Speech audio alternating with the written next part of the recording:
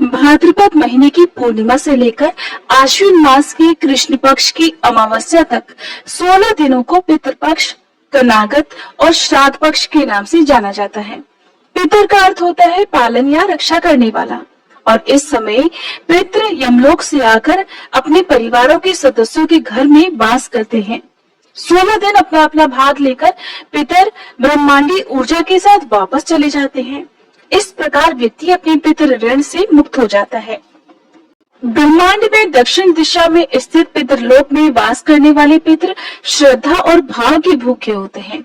श्राद्ध पक्ष में अगर कुछ भी पास में ना हो, कुछ भी सामर्थ्य ना हो, तो दोपहर के समय दक्षिण दिशा की ओर मुंह करके जल का यदि दान भी दे दिया जाए तो पितर उससे ही तृप्त हो जाते हैं। श्राद्ध का अर्थ अपने देवताओं, पितरों, परिवार और वंश के प्रति श्रद्धा प्रकट करना होता है। जब परिवारजन अपने शरीर को छोड़कर चले जाते हैं तो वो चाहे किसी भी रूप में या फिर किसी भी लोक में हो, श्राद्ध पक्ष के समय अपनी तिथि पर पृथ्वी पर जरूर आते हैं। उनकी तृप्ति के लिए श्रद्धा के साथ जो शुभ संकल्प और तर्पण किया जाता है उसे हमारे पितृ सूक्ष्म रूप में आकर अवश्य ही ग्रहण करते हैं। अपनी तिथि के दिन हमारे पितर सवेरे सूर्य की किरणों पर सवार होकर आते हैं। वे अपने पुत्र, पौत्र या अपने वंशजों से अपेक्षा करते हैं कि वे उन्हें अन्न जल प्रदान करें, ब्राह्मणों को भोजन कराएं और पितृ जल देने से वे 1 वर्ष के लिए तृप्त हो जाते हैं। इन 16 दिनों में न कोई शुभ कार्य किया जाता है, न ही कोई नई वस्तु खरीदी जाती है। पितरों की शांति के लिए वैसे तो श्राद्ध पक्ष में पिंडदान, जल, तर्पण आदि कार्य किए जाते हैं, लेकिन इन 16 दिनों में नियमित रूप से भागवत कथा का रसपान करने, भगवत गीता का पाठ करने, गरुड़ पुराण की कथाएं पढ़ने और सुनने से भी पितरों की आत्मा को मोक्ष मिल जाता है। पितरों के नाम से कुछ न कुछ दान अवश्य करें। आज के इस वीडियो में आप सुनेंगे पितृ पक्ष की सबसे प्रचलित कथा, जो कि श्राद्ध तर्पण करने वाले सभी मनुष्यों को एक बार जरूर सुननी चाहिए। ये बात एकदम सत्य है कि शरीर नश्वर है और एक न एक दिन सभी को इस शरीर को छोड़कर जाना ही होता है। लेकिन क्या आप जानते हैं कि हमारे शरीर से निकलकर जब ये आत्मा यमलोक की ओर प्रस्थान करती है तो उसे रास्ते में किन किन यातनाओं से या किन किन सुख सुविधाओं से गुजरना पड़ता है। प्राणियों को अपने पाप कर्म या पुण्य के अनुसार ही यमलोक या स्वर्गलोक की प्राप्ति होती है, लेकिन सबसे पहले सभी की आत्माओं को यमलोक में जाना ही होता है। यमलोक के द्वार पर पहुंचने से पहले क्या क्या होता है, अगर आप ये जानना चाहते होंगे या अगर आप ये जानना चाहते हैं या अगर आप ये जानना चाहते हो कि मृत्यु के अंतिम लक्षण क्या होते हैं, जब मृत्यु पास आती है तो उस समय क्या क्या संकेत दिखाई देने लगते हैं, या आप ये जानना चाहते हो कि जब पितरों की आत्मा परलोक को सिधारती है तो उनके रास्ते में जो राह खर्च के रूप में दान आदि कार्य किए जाते हैं, जो पूरे जीवन हमने दान किया है या जो हमारे पितरों ने अपने पूर्व जन्म में दान किया है, उसका क्या क्या फल प्राप्त होता है, किस प्रकार के दान करने से किस पुण्य की प्राप्ति होती है, या किस पाप को करने से किस पाप का भागीदार किस नरक में जाना पड़ता है। इन सभी बातों का विस्तार पूर्वक वर्णन आजकल आप हमारे चैनल पर शिव महापुराण की कथाओं में सुन सकते हैं। आपसे अनुरोध है कि एक बार आप हमारे चैनल पर शिव महापुराण कथा और भागवत कथा को जरूर सुनेगा। इन सब बातों को बताने का मकसद मेरा सिर्फ इतना है कि पितृपक्ष के दिनों में धार्मिक कार्य जितने ज्यादा किए जाएं, जितना ज्यादा महापुराणों को पढ़ा या समझा जाए, उतना ही आप पाएंगे कि इन पुराणों में हमारे पितरों से संबंधित जो भी वर्णन है वो कितना विस्तार पूर्वक किया गया है। पितृपक्ष 16 दिनों के ही क्यों होते हैं, उससे कम या ज्यादा क्यों नहीं होते, तो इसके बारे में जो सबसे प्रचलित कथा है वो महाभारत काल से जुड़ी है और सारी कथाएं घूम फिर कर इसी बात पर आ जाती है कि जीवन में दान करने का कितना बड़ा महत्व है। कितने से बड़ा पापी क्यों ना हो, अगर उसने अपने जीवन में अपने पापों का प्रायश्चित करते हुए दान कर लिया, और दानों में भी सबसे श्रेष्ठ है अन्न का दान। यदि दान अपने जीवन में कर लिया तो बड़े से बड़ा पाप भी अंत में नष्ट हो जाता है। अपने पापों का प्रायश्चित करने के भी कुछ सत्कर्म बताए गए हैं जिन्हें आप जरूर जानिएगा। महाभारत में एक ऐसा प्रसंग आता है कि मृत्यु के बाद दानवीर कर्ण को, जिसने अपने सारे जीवन में दान किया और जो अपनी दान वीरता के लिए ही जाना जाता था, उसे सब कुछ दान करने के बाद भी चित्रगुप्त ने मोक्ष देने से इनकार कर दिया था। उन दानवीर कर्ण को जो कि सदा अपने जीवन में दान ही देते आए थे, जिन्हें दानवीरता के लिए ही जाना जाता था। जब इतना दान करने के बाद भी उन्हें मोक्ष देने से इनकार कर दिया गया, तब कर्ण ने चित्रगुप्त से कहा कि मैंने तो अपनी सारी संपदा दान पुण्य में ही समर्पित कर दी, यहाँ तक कि मैंने अपने प्राणों की रक्षा करने वाले कवच और कुंडल भी दान में दे दिए। फिर हे चित्रगुप्त, मुझ पर ये कैसा ऋण शेष रह गया? तब चित्रगुप्त ने उन्हें बतलाया कि राजन, आपने देव ऋण और ऋषि ऋण तो चुका दिया, अब आप पर पितृ ऋण शेष है। आपको मैं बता दूं कि 3 ऋण हमें जीवन में चुकाने ही होते हैं, जिनमें से यदि एक ऋण भी शेष रह गया तो उसके बदले मोक्ष कभी नहीं मिल सकता। और ये तीनों ऋण एक मनुष्य को हमेशा अपने जीवन काल में चुकाने ही चाहिए। तब चित्रगुप्त ने दानवीर कर्ण से कहा कि हे राजन, आपने ये दोनों ऋण तो चुकता कर दिए, अब आप पर पितृ ऋण बचा हुआ है।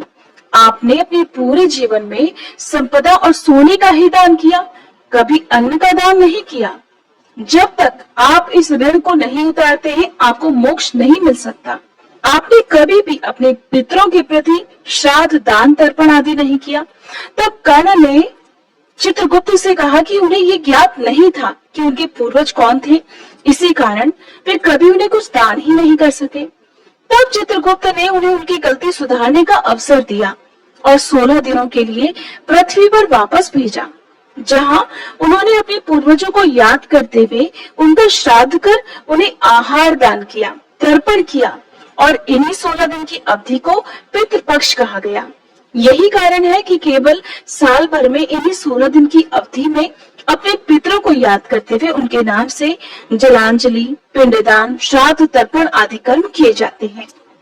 वैसे तो अमावस्या का दिन भी पितरों को ही समर्पित होता है, लेकिन विशेष रूप से ऐसी ही मान्यता है कि इन 16 दिनों में यदि पितरों के नाम से दान पुण्य आदि कर दिए जाएं, तो यमलोक में या नरक लोक में, स्वर्गलोक में गए हुए पितरों की आत्मा को मोक्ष मिल जाता है।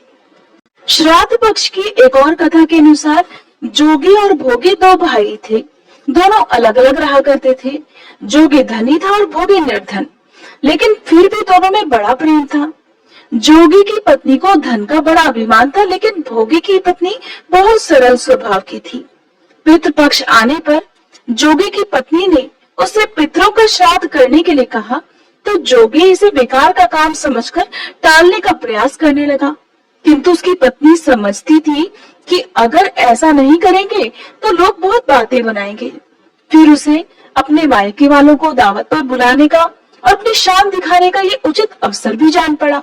तो वह अपने पति से बोली कि आप शायद मेरी परेशानी के कारण ऐसा कह रहे हैं, किंतु मुझे इसमें कोई भी परेशानी नहीं होगी। मैं काम करने के लिए भोगे की पत्नी को बुला लूंगी और हम दोनों मिलकर सारा काम भी कर लेंगी। फिर उसने जोगी को अपने पीहर अपने न्योता देने के लिए भेज दिया। दूसरे दिन उसके बुलाने पर भोगी की पत्नी सुबह सवेरे आकर काम में जुट गई। उसने रसोई तैयार की, तरह तरह के पकवान बनाए, फिर सभी काम निपटाकर अपने घर आ गई। आखिरकार उसे भी तो अपने पितरों का श्राद्ध तर्पण करना था। इस अवसर पर न जोगी की पत्नी ने उसे रोका, न वह रुकी। जल्दी ही दोपहर हो गई। पितर भूमि पर उतरे। जोगी भोगे के पितर पहले जोगी के यहाँ गए तो क्या देखते हैं कि उसके ससुराल वाले वहां पर पहले से ही भोजन करने में जुटे हुए हैं। निराश होकर वे भोगे के यहाँ गए। वहां जाकर देखा तो वहां क्या था, मात्र पितरों के नाम पर अग्यारी दी गई थी। पितरों ने उस अग्यारी की राख चाटी और भूखे ही नदी के तट पर जा पहुंचे। क्योंकि भोगे के यहाँ धन का अभाव था, वे ढेर सारे अन्न पकवान नहीं बना सकते थे। थोड़ी ही देर बाद सारे पितर इकट्ठे हो गए और अपने अपने यहाँ के श्राद्धों की और अपने वंशजों की बढ़ाई करने लगे।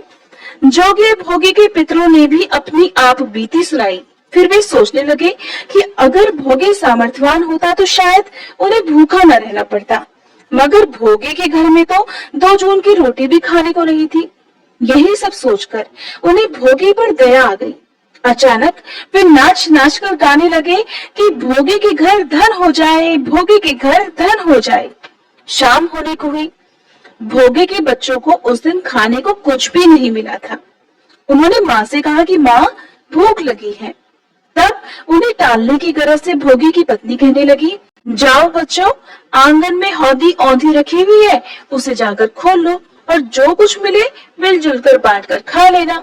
बच्चे वहां पहुंचे तो क्या देखते हैं कि हौदी तो मोहरों से भरी पड़ी है। वे दौड़े दौड़े माँ के पास पहुंचे और सारी बात बताई। आंगन में आकर भोगी की पत्नी ने ये सब देखा तो वो भी हैरान रह गई।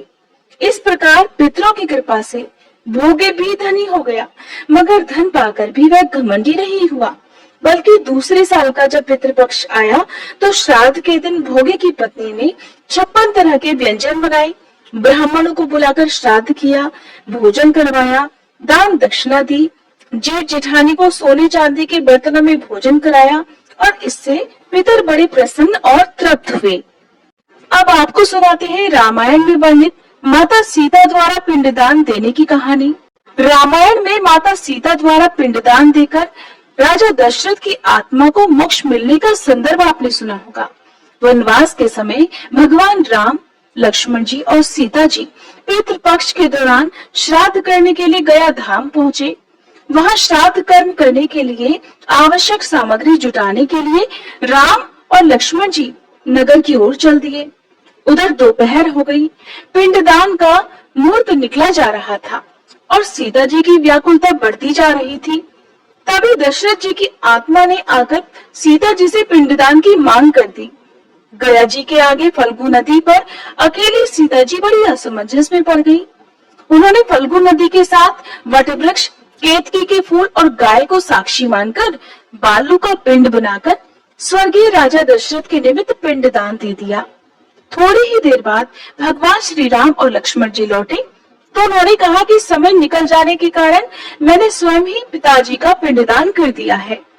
बिना सामग्री के पिंडदान कैसे हो सकता है? ये सोचकर भगवान श्री राम ने सीता जी से इस बात का प्रमाण मांगा। तब सीता जी कहने लगी, हे स्वामी, मैं बिल्कुल सत्य कह रही हूँ कि मैंने पिंडदान कर दिया है। अगर आपको विश्वास ना हो तो आप फल्गु नदी की रेत, केतकी के फूल, गाय और वटवृक्ष से पूछ सकते हैं। इन्हीं के सामने मैंने श्राद्ध कर्म की गवाही इनसे दिलवाई थी। लेकिन फल्गु नदी, गाय और केतकी के फूल तीनों ही इस बात से मुकर गए। सिर्फ वटवृक्ष ने ही सही बात की। तब सीता जी ने राजा दशरथ का ध्यान करके उनसे ही गवाही देने की प्रार्थना की। दशरथ जी ने सीता जी की प्रार्थना स्वीकार की और घोषणा की कि ऐन समय पर सीता ने ही मुझे पिंडदान किया है। तब कहीं जाकर श्री राम आश्वस्त हुए, लेकिन तीनों गवाहों द्वारा झूठ बोलने पर सीता जी ने क्रोधित होकर उन्हें श्राप दे डाला कि फल्गु नदी, जा, तू सिर्फ नाम की नदी रहेगी, तुझमें पानी नहीं रहेगा। इस कारण कहा जाता है कि आज भी गया जी में फल्गु नदी सूखी ही रहती है। और गाय को श्राप दिया कि तू पूजनी होकर भी लोगों का जूठा खाएगी। और केतकी के फूल को श्राप दिया कि झूठी गवाही देने के कारण तुझे पूजा में कभी नहीं चढ़ाया जाएगा। वट वृक्ष को सीता जी का आशीर्वाद मिला कि उसे लंबी आयु प्राप्त होगी और वह दूसरों को छाया प्रदान करेगा तथा पतिव्रता स्त्री तेरा ध्यान करके अपने पति की दीर्घायु की कामना करेगी। यही कारण है कि गौमाता को आज भी जूठा खाना पड़ता है। केतकी के फूल को पूजा पाठ में वर्जित रखा गया है और फल्गु नदी के तट पर सीता कुंड में पानी के अभाव में आज भी सिर्फ बालू या रेत से पिंडदान दिया जाता है। ये थी पितृपक्ष में सुनी जाने वाली कथाएं। उम्मीद करती हूँ ये वीडियो आपको पसंद आई होगी। वीडियो अगर अच्छी लगी हो तो प्लीज वीडियो को लाइक जरूर कीजिएगा। एक बार फिर से अनुरोध है, हमारे चैनल पर इन दिनों सुनाई जा रही शिव महापुराण कथा और भागवत कथा आप जरूर सुनिएगा। अगर आप श्राद्ध पक्ष की तिथियों के बारे में जानना चाहते हैं या जानना चाहते हैं कि किस शुभ समय में पितरों के निमित्त श्राद्ध तर्पण आदि कार्य करने चाहिए, कौन कौन से दान आप इन दिनों कर सकते हैं, किस प्रकार के बर्तनों में ब्राह्मण देवता को भोजन कराना चाहिए, भोजन कराते समय अगर कोई आ जाए तब आपको क्या करना है, इन सभी बातों का विस्तार पूर्वक वर्णन हमारे चैनल पर पहले से अपलोडेड वीडियो में किया गया है। हो सके तो आप इस वीडियो को जरूर देखिएगा।